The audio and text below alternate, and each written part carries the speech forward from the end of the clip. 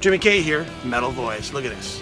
The Metal Voice shirts are now on sale. Just go to the video description to find out on how you can purchase one. Metal!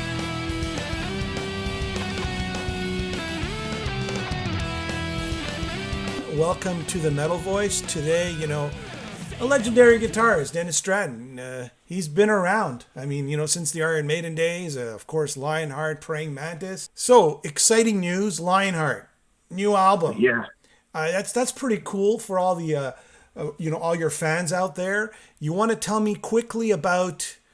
Well, I mean, you did your first album in 1980. Just to give some backstory, right? Your first album in 1980 with Steve Mann, with Jess Cox, Rocky Newton, I believe, on bass, right? And Frank Noon on drums, right? Tell me about... No, not exactly. Okay, go ahead. When the band actually formed was at the end of 1980. Directly after I'd come out of Iron Maiden, and Jess Cox contacted me from Tigers of Pantang and said, he wanted to put a band together with me. The problem we had was that I contacted Steve Mann and Rocky Newton. We had Frank Noon come down to do a few rehearsals with us. Okay. Basically, we realised that the sort of stuff that we listened to through the 80s were very American sounding, like the Foreigner, the Journeys, the Totos, all the clever musicians, the session guys, Mm-hmm. So basically we soon found out that the direction of the band wasn't going to be heavy metal as far as out and out heavy metal goes, because we were fans of a more of a melodic harmony vocals, and not so much screaming and not so much heavy a sounding band.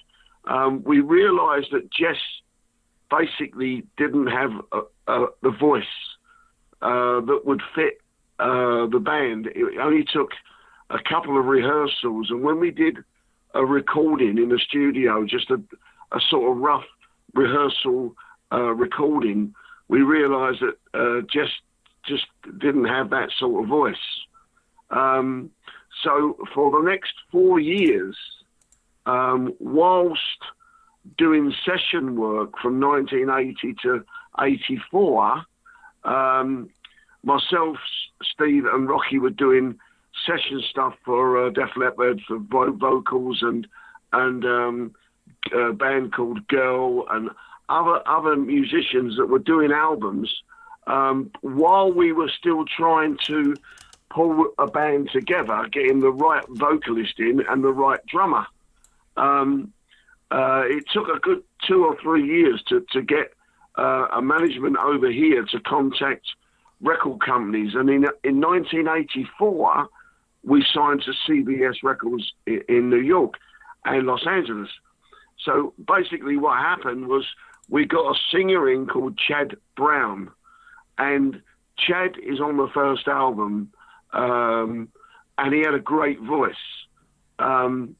We got a session drummer in, Bob Jenkins, who was working with a lot of top bands over here, including Rod Stewart. And we went to LA to do the album at Sound City Studios in Van Nuys, and that's where we cut the album with the guy that did REO Speedwagon, who's I will think of his name in a minute. You caught me unawares, but It's okay. It's all right. Kevin Beamish, yes. So basically, he wanted to produce the album for CBS. We went to LA. We did the album. Everything was going so well. We went from LA to New York and met the big guys in New York before we came back to England. And you talk about timing, and you talk about bad luck or any bad timing, whatever you want to say. Everything was done. We didn't like the final production of the album, Hot Tonight, because the drums sounded so like the Lexicon snare drum and everything. It was so overproduced with lots of reverb and lots of different delays. But at the meeting in New York, we were told by CBS that, they said, "Hey guys, what's your plan?" I said, "The plan is that when we get back to England, we need to work. We don't want to be sitting at home. Now we need to promote the album." And as you say, bad timing, bad luck. We were due to do a tour with REO Speedwagon and Kansas. Mm. And when we came back to England, it was 1984, I think it was March, around about May or June, they had lost the Olympics in that summer. And when we came back, we were then told that CBS, or the record companies for Kansas and REO Speedway, weren't happy with their albums. They weren't happy with one of the final mixes on the album. So they basically put REO Speedwagon and Kansas back in the studio to remix their albums for the master. And the tour was cancelled. So basically, we come home and, as we said, sat around exactly what we didn't want to do. In that 84, in the meantime, we went out on tour with Def Leppard, Whitesnake. We was just part of a package that went out as a free band package through the late 80s, 84s. And after about 1985, when the album came out, we were still wondering what's going to happen. And then when it got to the end of 1985, the band just sort of dwindled away because it was just a shame that nothing happened and we couldn't promote the album that we spent so much time putting it together. So we actually split up around about the end of 86. It's interesting, Dennis. I didn't know this. You did session work with Def Leppard? Well, we did some backing vocals on there on some of the stuff. Rocky did quite a lot of. On the first album or on the EP? What was it on? Just high and dry. I'm just trying to think about 1980, 82, 83. I can't remember the name of the album, but Rocky even co-wrote some little bits for Leppard because On Through the Night, their first album, you mean? I can't. Sorry. On Through the Night was their first album, and High and Dry was their second album. Yeah, it's probably the second album, I think. I don't know. That was with Mutt Lange. Was it with Mutt Lange or not? Do you remember? Yeah, I wouldn't know. You'd have to ask Rocky. I wouldn't know. Okay. But Rocky and Frank Noon were really close pals. That's why he came down and played drums on some of the rehearsals that we were doing and doing some 4-track Porter Studio demos. But Rocky sort of helped out with a bit of writing as well because he got some publishing from Def Leppard.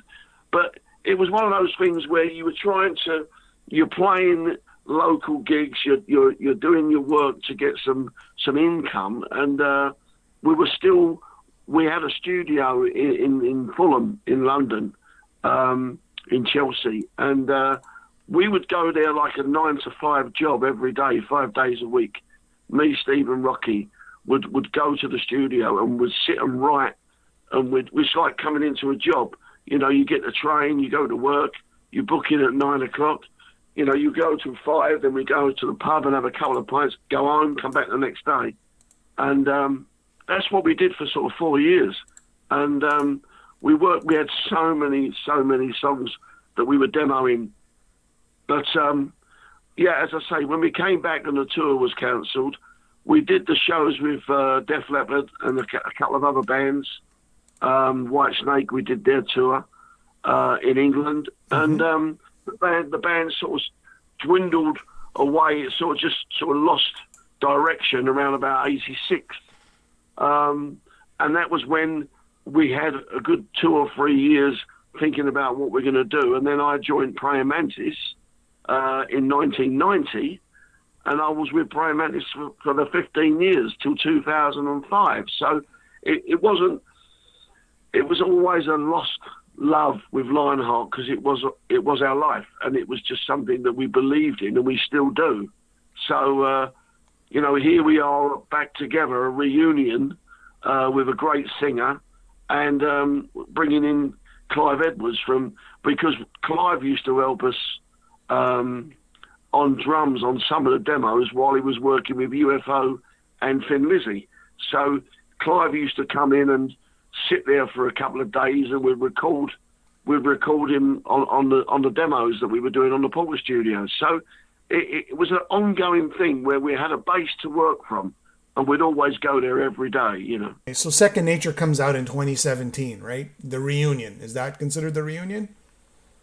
Yes, we got asked to do a festival in Nottingham, 2017, and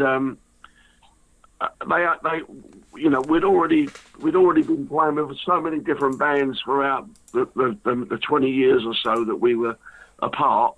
You got Rocky going with Michael Schenker, Steve Mann playing with Michael Schenker, and then they're playing all different albums, different bands.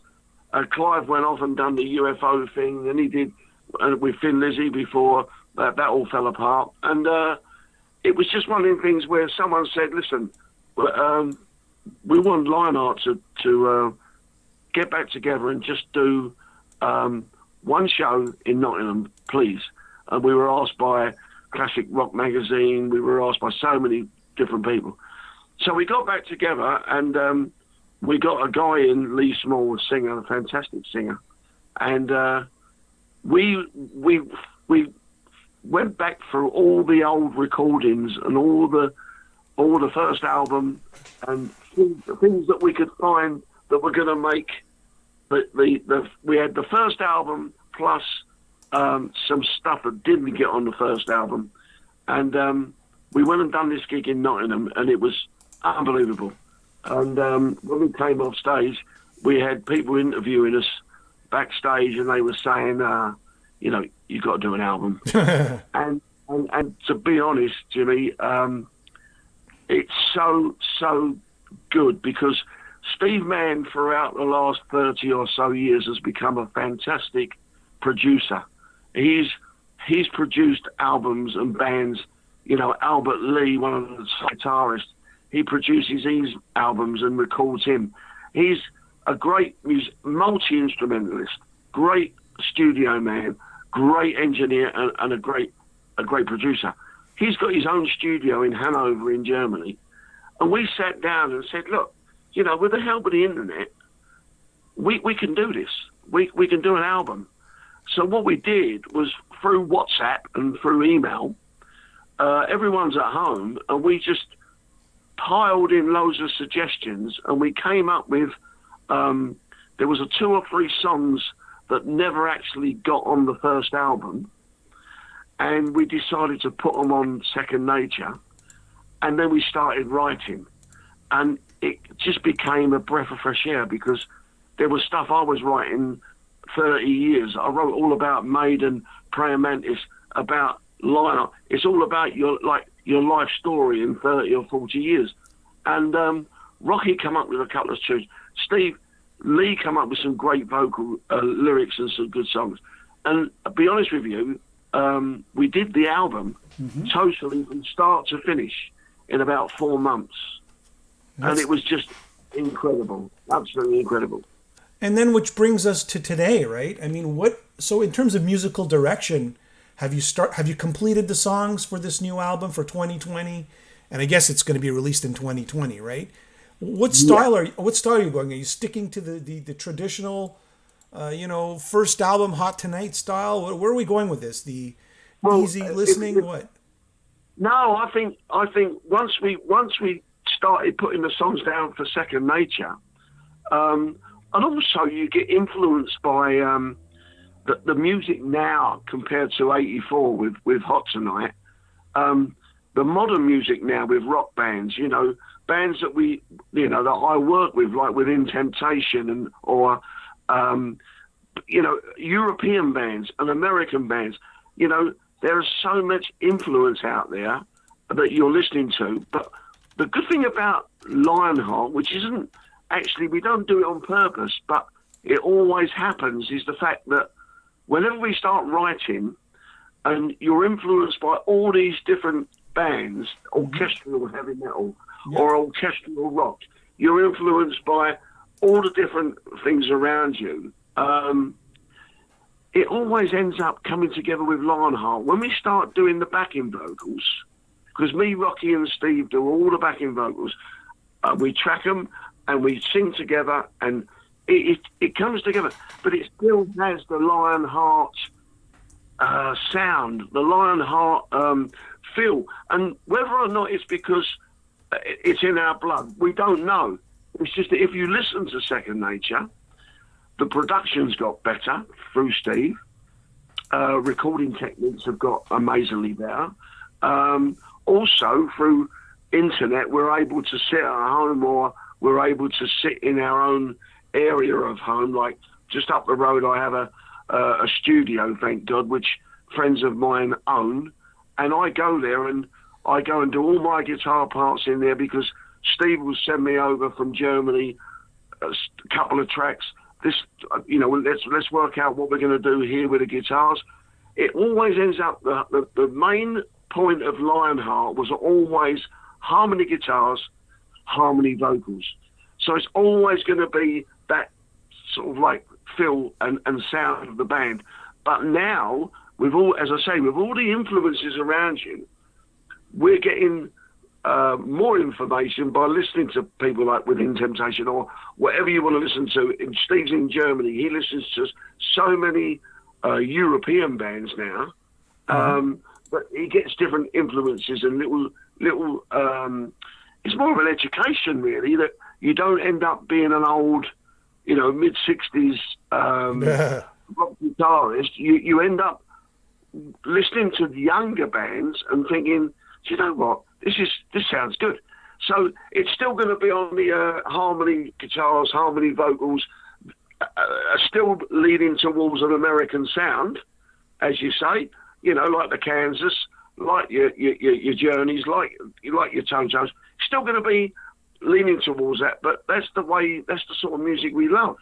And some of the new songs, I believed when we did Second Nature, if you've heard it, if you play it, it tells a story from the start to the beginning. When I first heard the album Second Nature, once it was mastered and on CD, I sat in my living room and I put it on. I sat there and I went through a journey. 1 minute I was rocking, the next minute I was laughing, the next minute I had tears in my eyes. So it takes you through a journey, and when it finishes, it's what I love about an album that I think is good is when it finishes, you want to play it again. And I never thought we would top Second Nature. I said to Steve, I said to Rocky, come on. That was a one-off. That was just a fluke. That was pure luck, and they laughed. And now I've heard three or four songs from the new album that we've already done backing vocals on. We've already put guitars, so there may be a bit of bass more to do on the vocals on the track.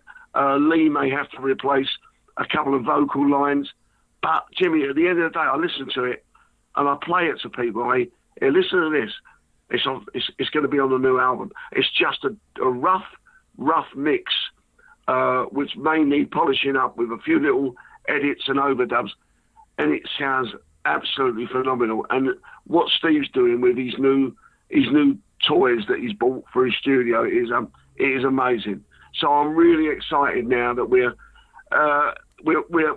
were, let me say this in a big way, we were motoring when we met Holger from I'll come to the management in a minute, but when we were really motoring on the album, Steve got back from the Schenker tour at the end of summer, and so September he went back into the studio, and this is where we got the 3 or 4 songs that are nearly finished. And then all of a sudden, he has to leave the studio because he's a very busy man and he works with, certain projects like we all do. We all have other projects. to bring an income in, because at the moment Lionheart is not our income. We have to have an income coming from other projects that we do. Yeah. But as I say, the album is still going on. It will be released around about February or March. But now, getting back to what we were talking about, we are over the moon that we're so pleased that we've signed management company with Holger Koch and his company, because we firmly believe that they're such a great company. I want to also ask you about your session work over the years. You really sparked my interest here, starting off with Def Leppard. I mean, what other session work have you done that a lot of people don't even know, today? I mean, I didn't even know that you did session work with Def Leppard. I mean, what other bands have you actually done session work? Going through the 80s into the early 90s, let's say, I'm working with 2 or 3 bands in and around London. So I have an income coming in, which allows you to do certain things during the day, which is not so much, you call it session work, but you'd probably go down and you sit in a studio and you do a couple of guitar parts. So they'll pay you or whatever. Yeah. It was never the sort of session work that, say, people, Steve Lukather or Jeff Porcaro would do with all these different albums with Quincy Jones. It was never that sort of bracket. It was never that level. But you did that. You work with people that you'd have Gary Holton from the Heavy Metal Kids. He contacted me. We're going to do a TV show. I would record with him a new single that he had out before he died. You work with different people in the studio or just doing live work. And that's how you sort of like got by making an income through being a working musician every week of the year, or mostly Thursday, Friday, Saturday and Sunday. And during the week, you might be able to go to a couple of different studios. We work with Man for Man when he's Chris Thompson's a good friend of mine who did Blinded by the Light and the stuff in the 90s.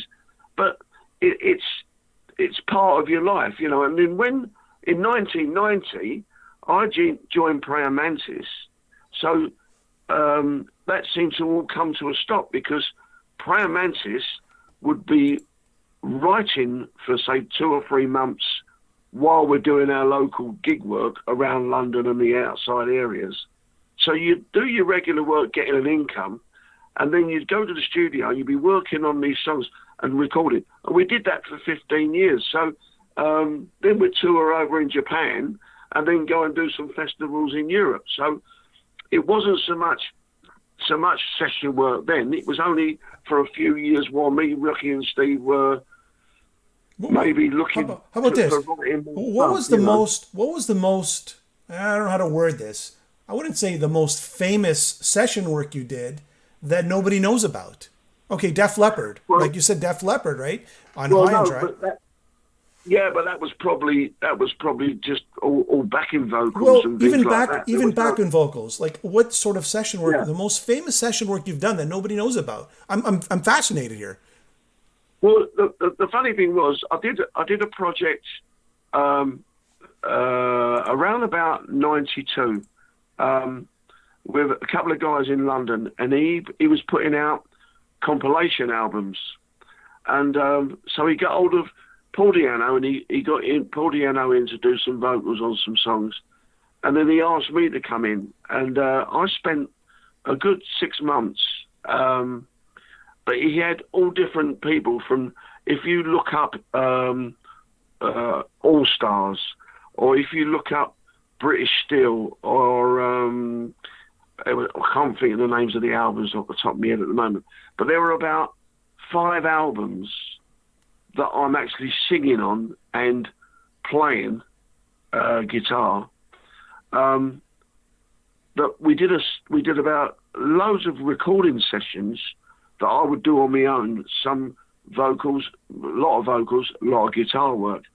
And he started putting compilation albums together. But there'll be all named musicians on this album. So he'd have about 20 musicians, singers, girls' school, Saxon.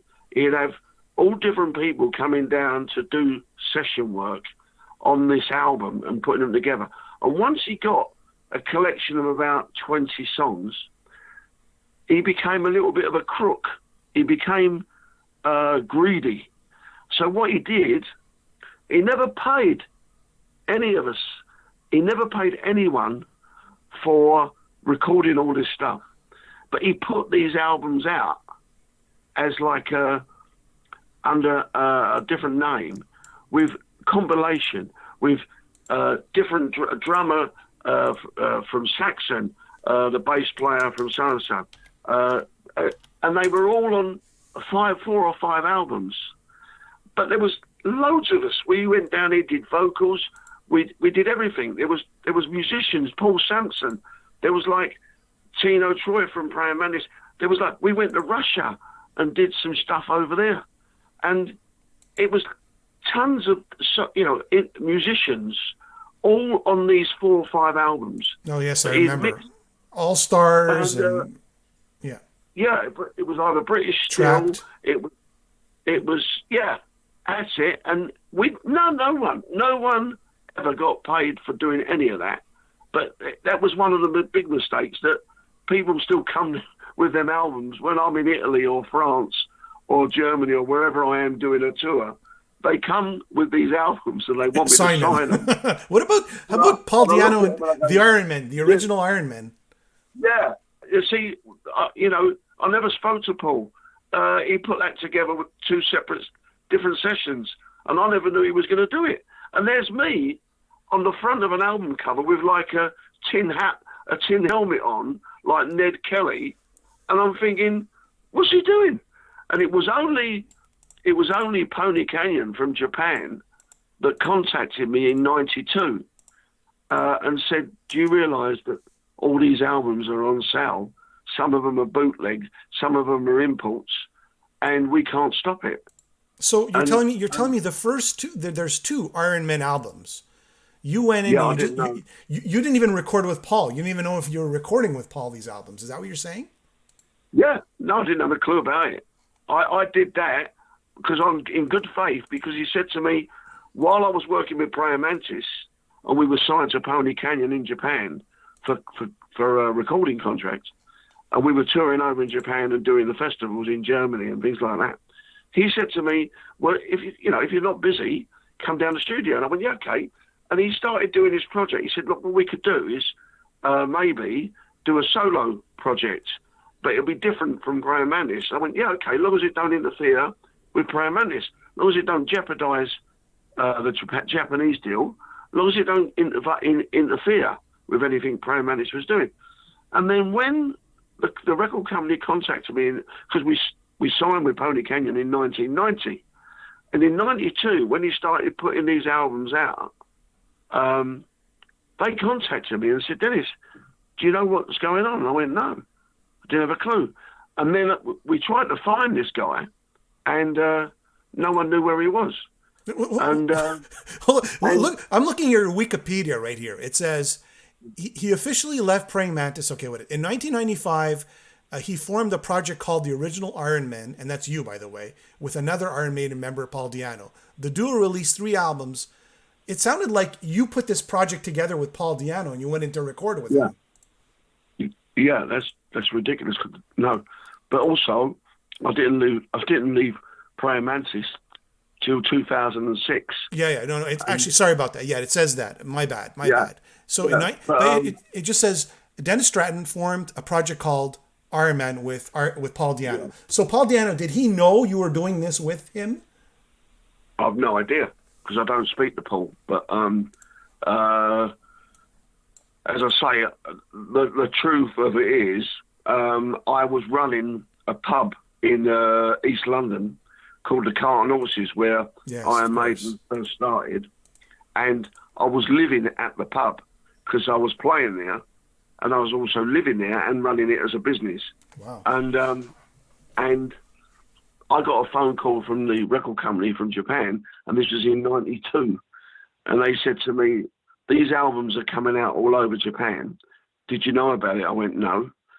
Couldn't contact this guy, Hart. I couldn't contact him. We had people looking for him, couldn't contact him. And then when the record company finally tracked him down at the end of 92, he said to the record company, okay, and he tried to blackmail Pony Canyon, the Japanese record company, by saying, okay, I will stop releasing these albums if you pay me X amount of £1,000. And of course, they're not going to pay him. And so he was left to do what he liked. And the All-Stars, British Steel, that original Iron Men, when I recorded them songs, if you Google, if you look to all the albums we did, it's the same songs on every album. So basically, let's say I've recorded 10 songs with him, and I'm singing and playing guitar. He split them up, and he put them on different albums, but he kept duplicating it. So the next album would come out, and it will be me with other musicians, and he used to make the list up who was playing on this album, and none of them played on it. He just used the names to make it look like all these people had contributed towards the album. This was all. Just to clarify, this was all Lee Hart who did this, right? He did the True Brits. Yeah. He did all these compilations. It was all Lee Hart who produced it. Is that the right word? Produced it? Yeah. Well, you'd call that. Yeah, it was Chris O'Shaughnessy that was doing a lot of the producing, but let's say the executive producer, the person who was in charge of the whole project. Yeah, it was Lee Hart. He was the one that held the tapes, the master tapes, the big spool. Has anybody ever gotten paid for all these compilations and for the original Iron Man? No.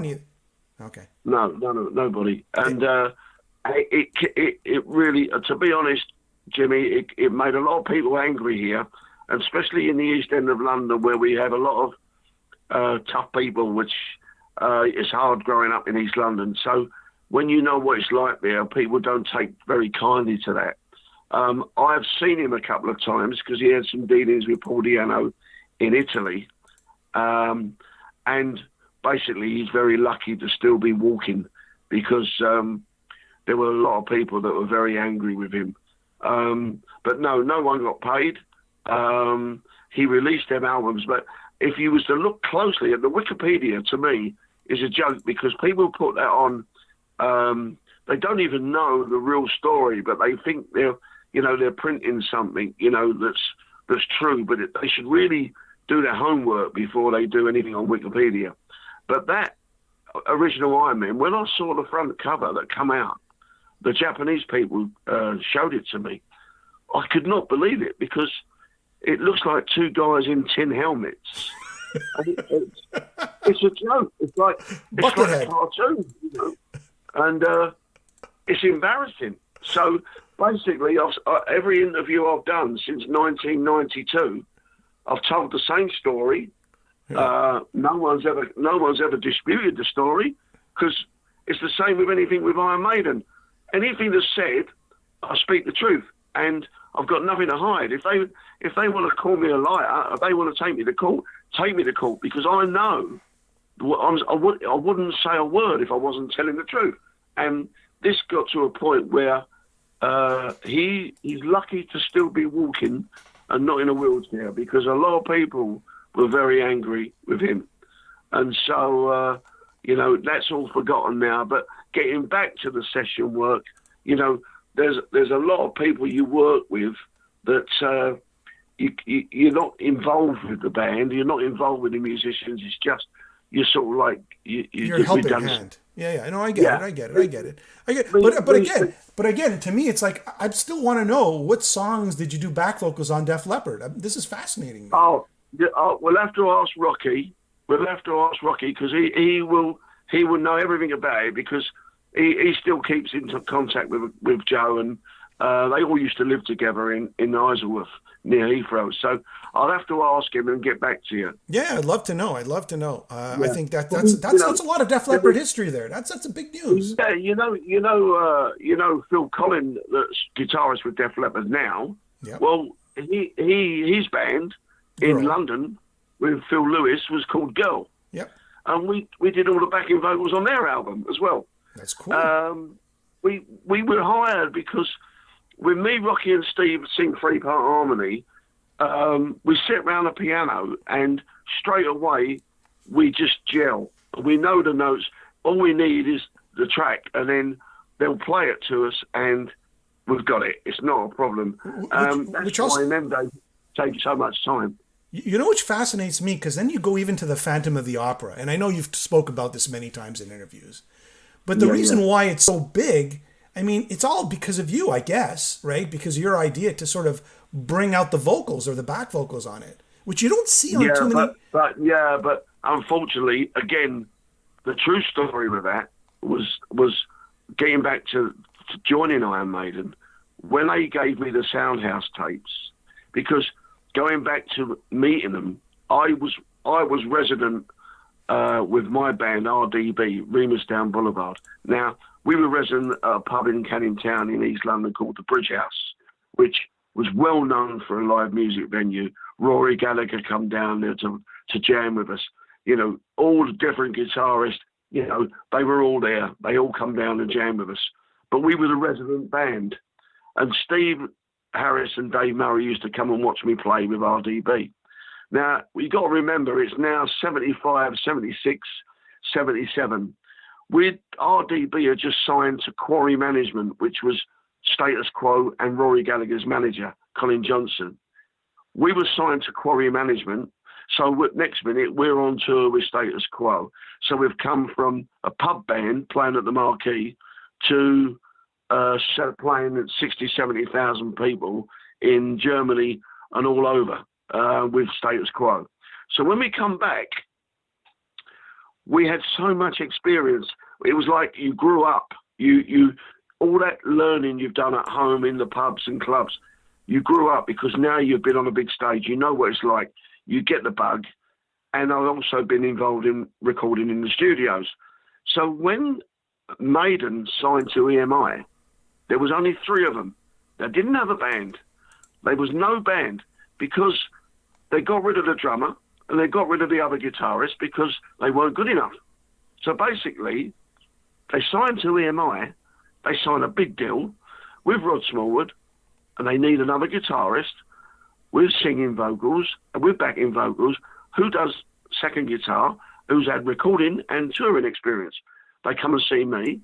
I go down and see them at the Ship at Wardour Street.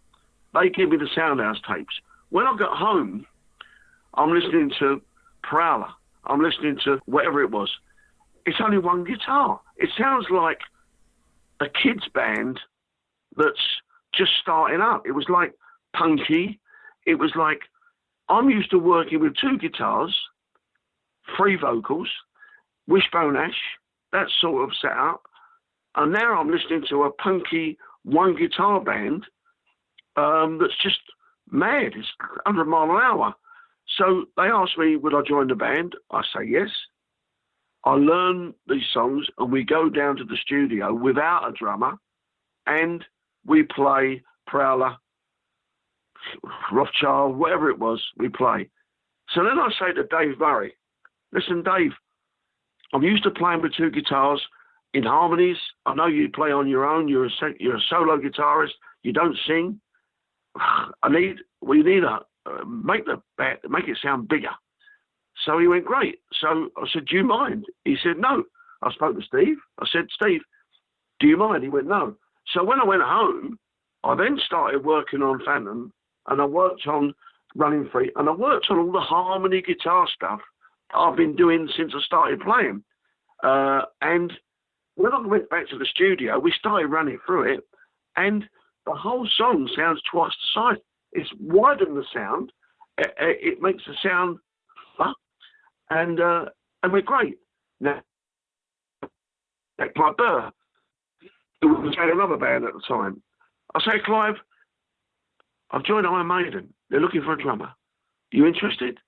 So I give him a sneaky preview on the cassette tape in my car to let him listen to it.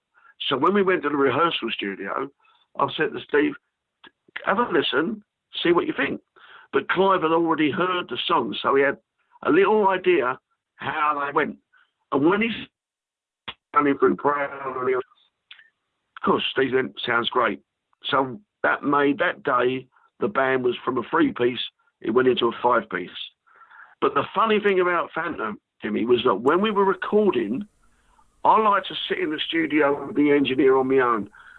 They were young. They wanted to go in, all play at the same time, do this.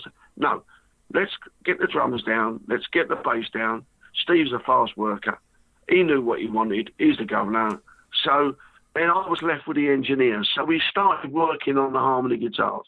We start building the songs up, and then the vocals come. So we're doing Phantom. So I lay on 2 or 3 parts from the vocals, and the engineer loved it. And he was, this is sounding really big. So we did it.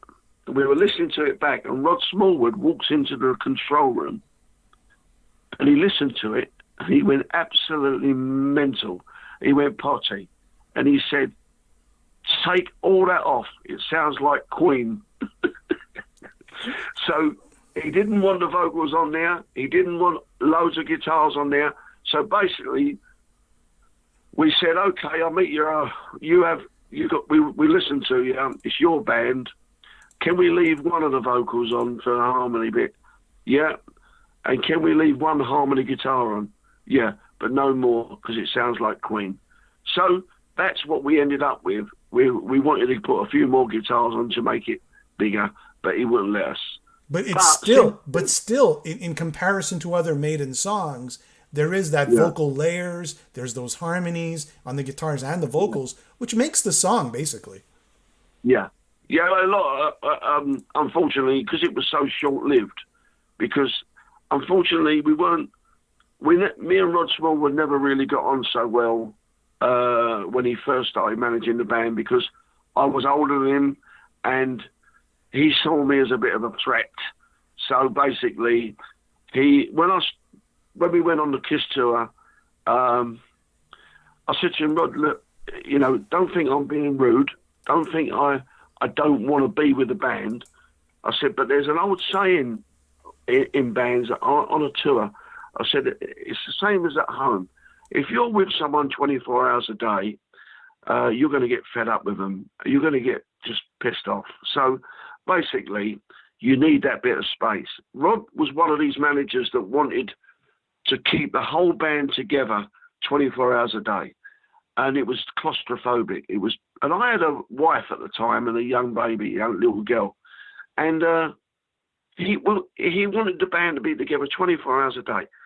And then, so when we were on the Kiss tour, with the crew, I find mixing with the crew, Luby, the drum tech, Pete, my guitar tech, and Dave Lights, I find mixing with them, it's a breath of fresh air, because they're funny and it breaks your day up. And a couple of times I travelled with a crew in their truck just for a break. So Rod thinks, "Well, you're distancing yourself from the band." "No, I'm not. I'm just having a laugh with the crew." "Well, I don't want you travelling with the crew. I want you're. In the end, it got to a point where he was just picking on everything I did. So at the end of the Kiss tour, he'd had enough, and we sat in the office and we were talking, and he said, "Listen, the amount of work that you do is unbelievable." He said, "We can't fault your playing, your vocals, your stage presence. It's just that you're not a team member. You're not an Iron Maiden member." And I said, "Well, if that's what you think, then we best leave it." And he said, "I'm sorry, we're going to have to call it a day." I said, "Okay." And I walked out. But the funny thing is, Jimmy, 4 years later, that was in 1980. Yeah. And 4 years later, I'm in Los Angeles recording with Lionheart, and he's in the Rainbow Grill bar, and he calls me over.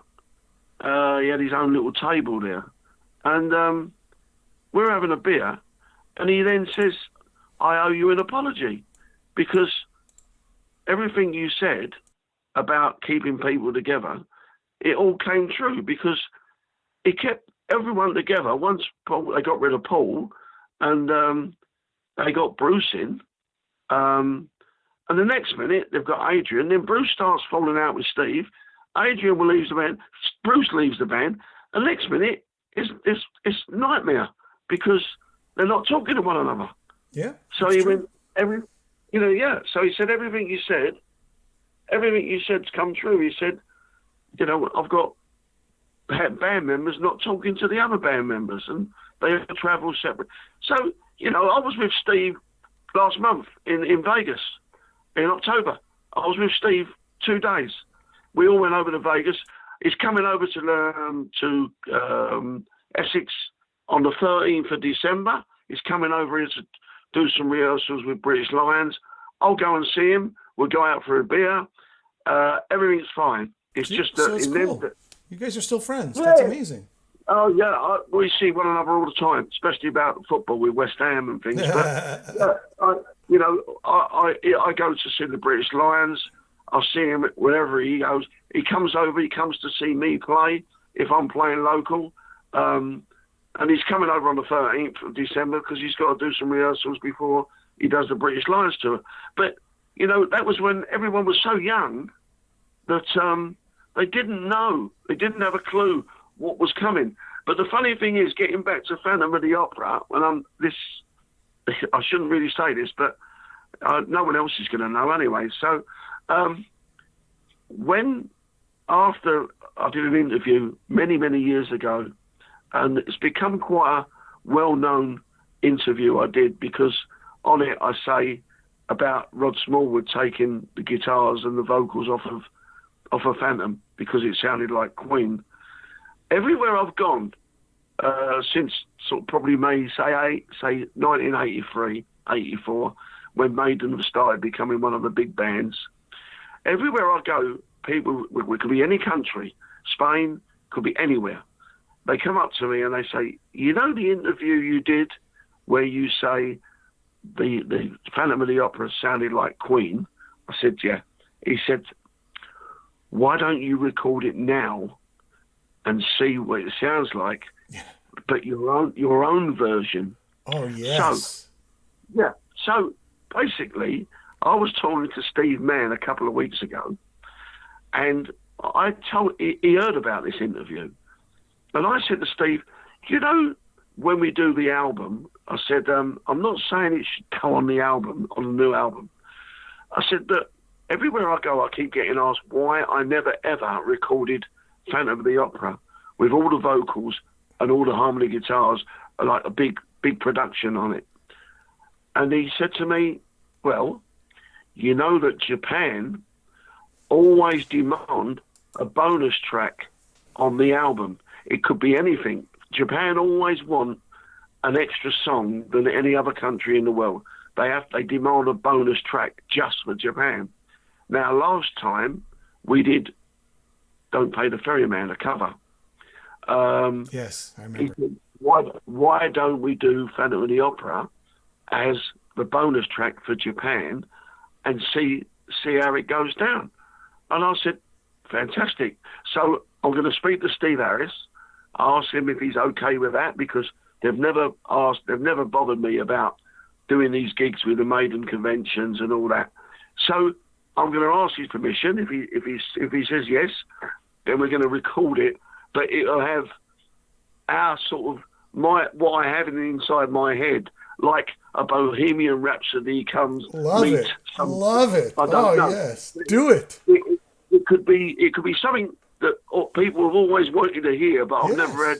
I suppose I've never had the nerve or the what's the word? The confidence, say, to actually follow it up. But now people keep asking me, why don't you do it? I said, Steve, why don't we try it? I spoke to Rocky, and Rocky thought it was a great idea. So, let's see what happens when we get back. When Steve gets back from this tour he's doing now, we'll get back into the studio and we'll start putting the rest of the album together. Yeah. I love it, Dennis. Do it. I think the Maiden fans will love this. Yeah, well, I'd like to think so, Jimmy, but I don't know. It could be the ruin. It could be they all want to come kill me. No, you know what? you know what it's like in music. Nothing ventured, nothing gained. Yeah, You yeah, have to go out on a limb sometimes. And I think this is a fantastic idea. Wow, what a great yeah, idea. Let me ask you yeah, this, brilliant. and quickly, when you're recording "Running Free," what do you remember from that recording session? Just that song. It was melodic. There was harmonies. Yeah. The funny thing is, at the time, I was using a H&H amp. I wasn't using Marshalls. And we come to record that. And Dave was already playing with that, messing about with that rundown on the harmonies. And I said, great, we'll double up on that. Then we'll add a couple to that. But and I remember it very well because they never had an ending for it. And when it got to the last double chorus at the end, I said, why don't we repeat I'm Running Free with me singing the answer and Paul answering me, but then the chord